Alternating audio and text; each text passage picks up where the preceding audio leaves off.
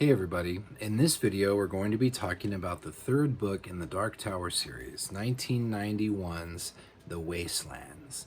We'll show you what to look for when trying to identify first US and first UK editions of the book, as well as provide some historical context and thoughts on the novel itself. The first US trade edition was published by Grant in 1991 with this very distinctive cover art. It's taken from a scene in the novel. The back cover. Price is on the back cover as well as the ISBN. Inside the front flap, look for the Language Trade Edition, $38. If you have a book with this jacket, you've got the first trade edition, but still, inside the jacket it'll say $38. There are the end papers. And the copyright page looks like this. Underneath the jacket, the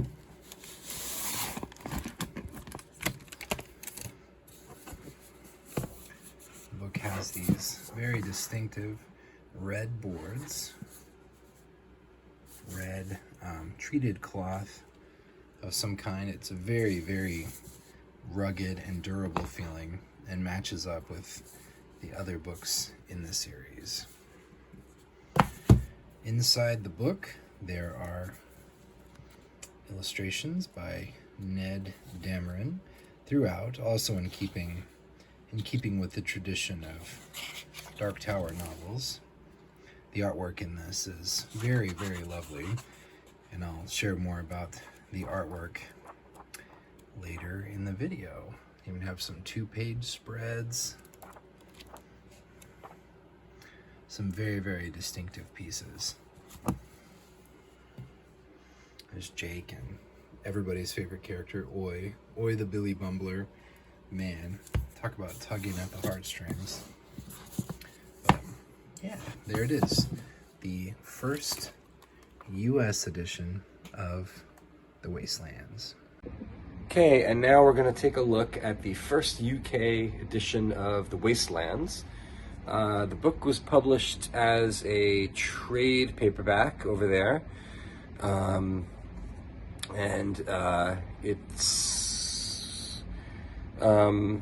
It's got the cover illustration features these characters that look nothing like what I picture them to look in my brain, but interesting. And what can I say about this book? It was published in 1991 by Sphere. The copyright page will not have an indication of printing, which tells you you've got a first printing. The interior illustrations are the same as in the Donald Grant edition, so you're getting the same full color tip sheets as you would with the limited edition. It was another one by Sphere this matches their gunslinger and drawing of the three as well. So this is what the book, this is the first appearance of the book in the UK. And that is the British Dark Tower Wastelands. Shout out once again to SK Collector, who produces these really nice, thick, very durable aftermarket slipcases for the Dark Tower books. It's a good way to keep them protected on the shelf, keeps the books protected, and also protects your investment. I will put the link for the Collector in the description to the video. So the Wastelands does have some interesting history to go along with it. It had the largest print run of any Dark Tower book to date from Grant at 40,000 copies. And between 1982, when The Gunslinger was released, and 1991, when The Wastelands was released, the field of mom and pop, local, individually owned bookstores had dramatically changed. So in the 80s, and I'm sure before, Grant had an admirable dedication to only selling their books through local mom and pop type bookstores. They didn't do business with Barnes and Noble, Books a Million, B. Dalton, the big chain bookstores across the nation. And by the time The Wastelands came out in 1991, so many of those independently owned bookshops had closed that Grant had copies of The Wasteland. They couldn't move them. They just, the thing was in print for years. And by the time 1997, when the fourth book, Wizard and Glass, was released, the writing was on the wall, and Grant did do business directly with chain booksellers such as Barnes and Noble, and that helped Wizard and Glass go out of print fairly quickly because it was very widely available.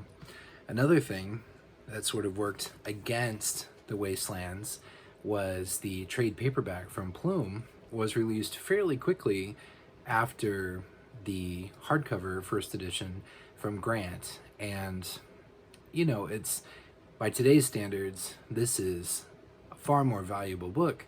But in 1991, let's see, this had a list price of $38, and the trade paperback would have been well under 10, and that's not insignificant. That really does mean something. And so if people had the choice, they picked up the trade paperback, which features the same illustrations and a really nice overall experience for what it is.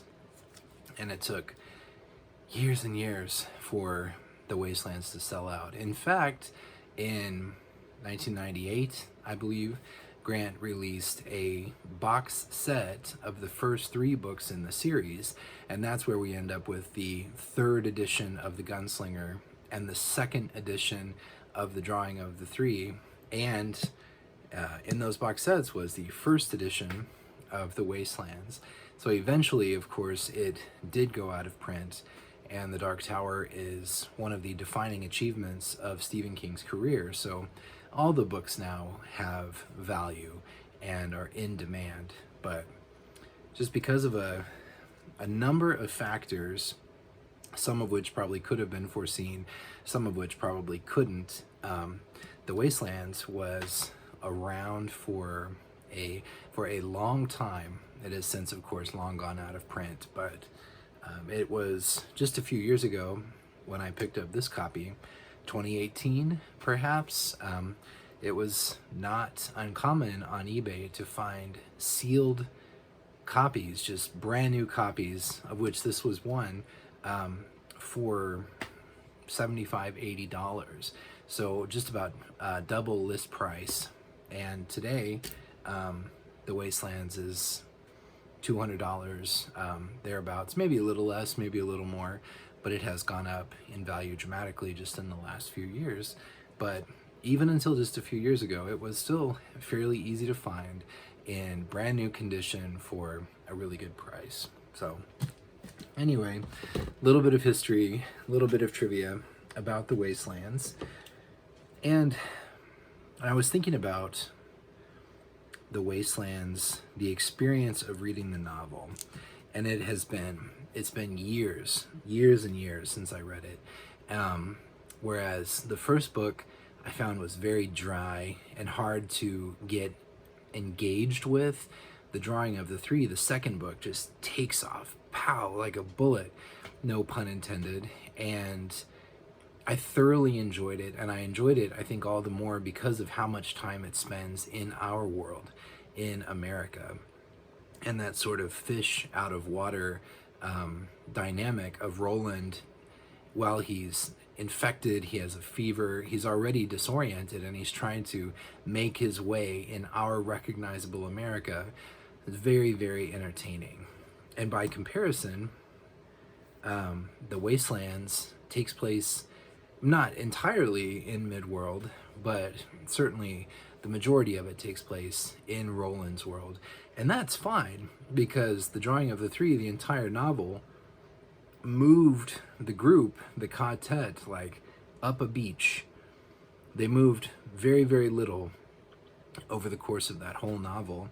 And I remember as I was reading the series the first time, every time I'd get to the end of one of the books, I would think, holy crap, he's still, like, Stephen King still has to move all of these people actually to the end of this journey. For a while, it seemed like maybe that would be impossible, or it was beside the point. Like maybe the journey was the point, and come to find out that is actually the case, in my opinion, with the Dark Tower series. But we'll get to that in another video. But I remember not enjoying The Wastelands quite so much, but I think in retrospect it was just because I enjoyed the drawing of the three so much, how it was set in our world, and The Wastelands just has more of a fantasy aspect to it that required more of me, more of my imagination, and more of me as a reader, and I found it not to be as engaging. But I recently read a plot synopsis of the novel to sort of refresh myself as to what happens, and some of the major parts really jumped out at me. Of course, Blaine the Mono and Shardik the mechanical bear, and finding the path of the beam, and of course the like overwhelming, awe-inspiring city of Lud, which reminded me a bit of the city from Stephen King's most recent novel, Fairy Tale, which, you know, in retrospect is kind of interesting. I don't remember all of the connective tissue of the Wastelands that gets them from place to place, but there are some things, really powerful things, that stick out. And it is a spoiler alert, but I don't think it's a lethal spoiler. Another thing that works against The Wastelands is that it ends with a cliffhanger. And luckily, by the time I was reading the series, the fourth book was readily at hand, and I could simply continue and pick up. But for people that read The Wastelands in 1991, not having any idea when and if the next book would come, that ending must have been a real drag. It must have been really frustrating. But anyway, The Wastelands has some great moments. It's not one of my favorites of the Dark Tower series, but I look forward very much to my next trip to the tower, to revisit all the books again, and to come to The Wastelands with fresh eyes at a new point in my life. Another really interesting thing, I mentioned earlier how long it took for The Wastelands to go out of print. And in fact, so 1991, 2023, 32 years later, there is still an item related to The Wastelands that is in print and available on the Grant website. And that is a portfolio of artwork from The Wastelands. The Wastelands has great artwork, and this portfolio collects nice glossy prints of all the artwork in it's not a folder, it's just kind of sandwiched between two pieces of cardboard and wrapped up. And when I realized that a few years back, I quickly ordered one and I received it. I don't remember how much it is, but it's either $25, $35, something like that. I'll put that link in the description as well. If you're a fan of the Dark Tower series, The Wastelands in particular, or just a fan of Stephen King related artwork, it's a really cool opportunity to pick up something, what do they call it, new old stock. It's vintage but still new, and I have always found Grant to be pretty easy to work with, and I've never had any issues. So I'll put that in the description as well. But well, for now, I guess that's all there is to say about The Wastelands. I hope that you have a great rest of your day. I thank you for your time and for your support, and I will talk to you later. Bye.